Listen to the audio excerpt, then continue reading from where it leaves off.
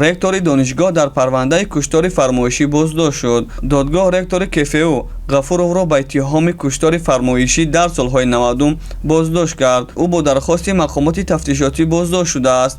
ғафуров ба одамкушӣ аз тарафи гурӯҳи одамон кироӣ ва маслиҳати пешакӣ айбдор карда шуд. қаблан рӯзи 22 декабр як манбаи хабаргузориши lenta.ru дар ниҳодҳои қудратӣ хабар дода буд, ки куштори Исрофилов дар Москав дар таваққуфгоҳи назди бозори воқеъ дар маҷмаи варзиши ССК рух додааст. шахси куртаи сафедпӯш аз мошини ВАЗ 2106 дар истгоҳ ҷаҳида дар пеши назари даҳҳо нафар аз тапонча ба Исрофилов тир холӣ кард.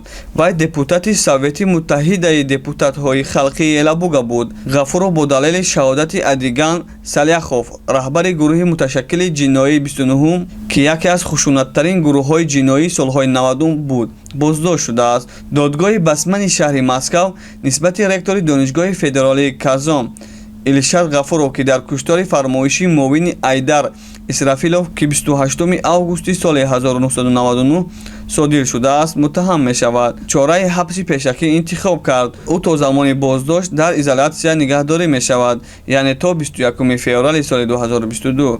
дар ин бора дафтари матбуотии додгоҳи басмани Москав хабар додааст.